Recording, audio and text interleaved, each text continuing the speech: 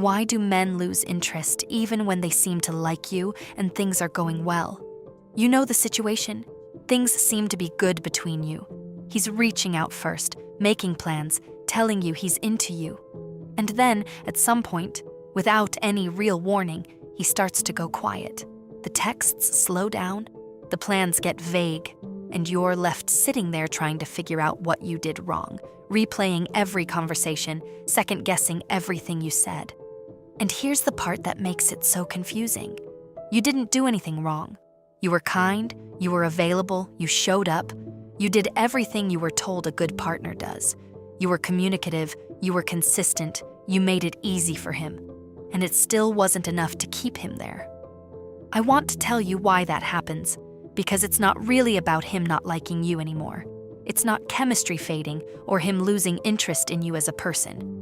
There's something happening in his brain that most women never find out about, and once you understand it, a lot of things that never made sense before are going to click into place, including some things that happened years ago that you probably still think about. I'm Brooke Sullivan, founder of Dark Femme Secrets and an attraction psychology researcher. Today, I'm going to walk you through the real neurological reason men pull away and why the things women do to try to fix it almost always make it worse. Before we get into it, make sure you like this video and subscribe to the channel. We cover male psychology, attraction, and relationship tips every week. Stay with me through this whole video because I'm going to break down exactly why men seem to lose interest and stop chasing when things are going well.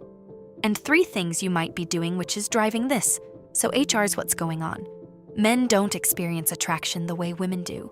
For most women, attraction builds through emotional connection, through conversation, through vulnerability, through feeling seen by someone. The more connected she feels, the more drawn to him she becomes. Men have that too, but connection alone doesn't drive pursuit. What drives pursuit in a man is dopamine. And dopamine doesn't care about how much you care about him, how consistent you've been, or how much effort you've put in. Dopamine runs on anticipation, on uncertainty, on the feeling that something he wants is close, but not guaranteed yet. Here's the part that most people get wrong about dopamine. It doesn't fire when he gets the reward. It fires while he's chasing it, when the outcome is still open and unknown, when he's still working towards something he hasn't fully secured. The moment the outcome feels certain or guaranteed in any way, predictable, the dopamine drops. And when the dopamine drops, so does that pull he felt toward you, the same one that had him texting first and thinking about you between conversations. Think about the last time you were waiting to hear from someone you liked. That restless, electric feeling of checking your phone, the little rush when their name came up, that was dopamine. And the reason it felt that way is because you didn't know yet whether they were going to text. The not knowing was the fuel. Now think about what happens when there's no uncertainty at all. When you already know they'll always respond within minutes, they'll always be free, they'll always say yes. That feeling disappears completely. Not because you like them any less, but because your brain has nothing left to chase. The circuit goes quiet. That's what happens to him. And most women, without ever realizing it, take away all of his uncertainty within the first few weeks. They do it in 3 very specific ways, and I want to walk you through all of them. The first one is guaranteed availability. Picture a restaurant you've been trying to get into for months. There's always a wait. You have to book weeks in advance. Sometimes they're fully booked and you just can't get in. That exclusivity is part of why you want to go. The anticipation of it, the slight uncertainty of whether you'll get a table, is woven into the experience. Now imagine that same restaurant starts texting you every morning to let you know they have a table waiting anytime, no reservation needed. You'd stop wanting to go. Not because the food got worse, but because the wanting lives in the not being sure you can have it. When you make yourself completely available to a man, always responding fast, always free when he wants to see you, always rearranging your plans to fit his brain stops registering you as something to pursue. His dopamine circuit reads, outcome secured, nothing left to chase here. And once that happens, the drive switches off. He doesn't decide to lose interest. He doesn't even notice it consciously. He He just gradually stops feeling that pull because the thing generating it, the not fully having you, is gone. This is what the nice girl pattern does every single time. The woman gives everything up front because she believes love means showing up fully and consistently. His brain doesn't reward her for it. His dopamine circuit goes quiet, and what felt like real attraction a few weeks ago starts to feel like nothing much at all. The second one is over-communicating. When you like someone, you want to talk to them. You want to share things, check in, let them know you're thinking about them. Every "just saw this and thought of you" text feels like closeness to you, and it is. But the way his brain processes all of that is completely different from how yours does. Think about the feeling of unwrapping a gift you've been curious about for weeks versus someone handing you a typed list of everything inside it before you even get to touch the wrapping. The information is identical, but one of those lands with a rush and the other lands completely flat. That's what over-communicating does to his dopamine circuit. Every detail you volunteer before he's thought to ask, every check-in he didn't initiate, his brain receives all of it without having to do anything to earn it, and information he didn't pursue doesn't trigger dopamine, it just arrives. What keeps his brain engaged is the question he doesn't have the answer to yet. What is she doing right now is more powerful to him than anything you could send because it's still open. His brain has something to reach toward. The moment you answer it, the reaching stops. Silence isn't a void you need to fill. Silence is where his curiosity lives, and every time you rush to fill it, you're cutting off the thing that's keeping him thinking about you between conversations. The third one is removing all outcome uncertainty. Early on, there's a natural tension that works entirely in your favor. He doesn't know exactly where he stands with you. He doesn't know if he fully has you.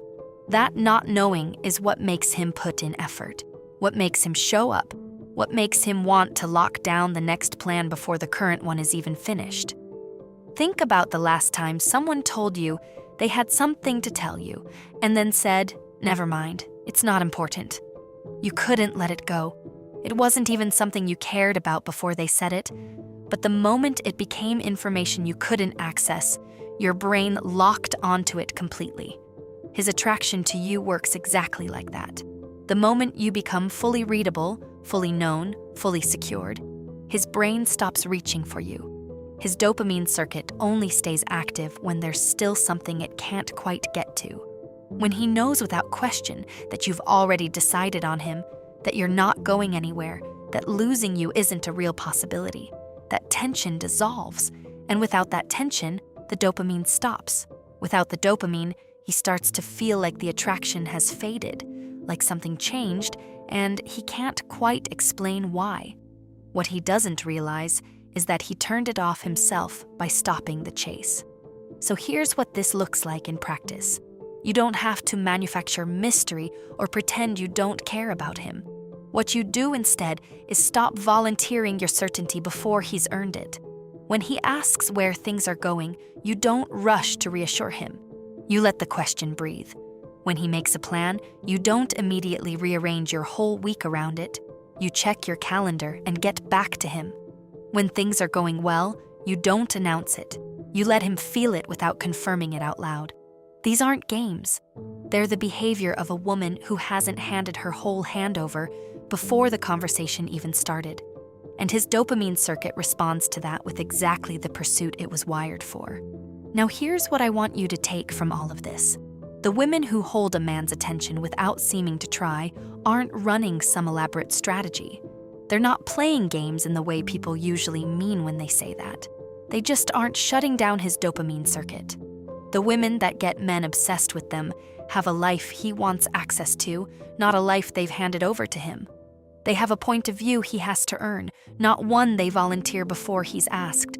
They let silence sit without rushing to fill it, not because they're calculating, but because they're full enough on their own that they don't need to. And his brain reads that as the most compelling thing it's encountered, because it presents exactly what dopamine needs to stay alive. Something worth pursuing that hasn't been fully secured. That's the femme fatale position. The place you operate from when you know your own value clearly enough that you stop giving away the chase before it begins. And here's what's worth understanding about that position. You don't have to become a different person to get there.